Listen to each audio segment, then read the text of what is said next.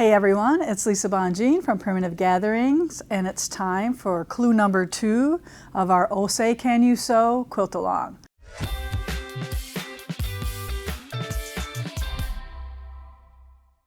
So I hope you have all of your 31 3.5 inch 9 patches already done from clue 1, and now it's time to move on to clue 2. So for clue 2, what we need is 2 red 4.5 inch squares and 2 cream 4.5 inch squares. Now the 2 red need to be the same. The 2 cream need to be different. All right, and what you're going to do is you're going to cut all of them on the diagonal twice. So I've already done that for you here. So this is what it's going to look like after you've done this. Now we need 31 sets of this, and that we're going to, if you can figure that out, pair with the 31 of these. So while you're doing this, I also want you to think about one other thing. If you're doing super scrappy all the way around, no problem. You can, you scrap those up or whatever, but I'm going to pay attention to one of my backgrounds because I'm going to do scrappy in the quilt, but within each block, I'm going to kind of do a little bit of a control. So to give you a little sneak peek at clue 3, you can do this ahead of time.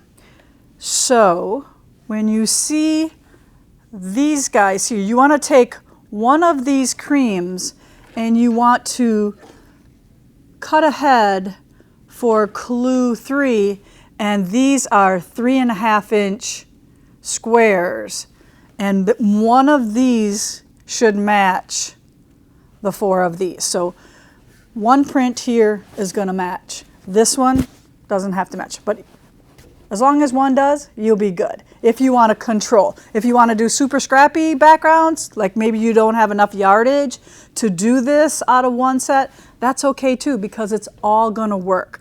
But if you're a little bit of a control freak, this might be the way to go here.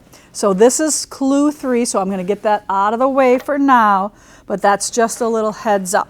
So now what we're going to do is we're going to move these aside, and I'm going to show you what to stitch. So you will sew them all back together to look like this. So that's what you're going to make. You're going to take one here, one there, one here, one more red like that. And you're going to piece these 2 together. So you'll sew these 2 together, and this will all be in your downloadable PDF. Sew that one together, sew this one together here, and then we will end up sewing both of those units together this way. And then you are going to trim them down to 3.5 after that. So plenty big enough, and then we're going to trim them to the exact size.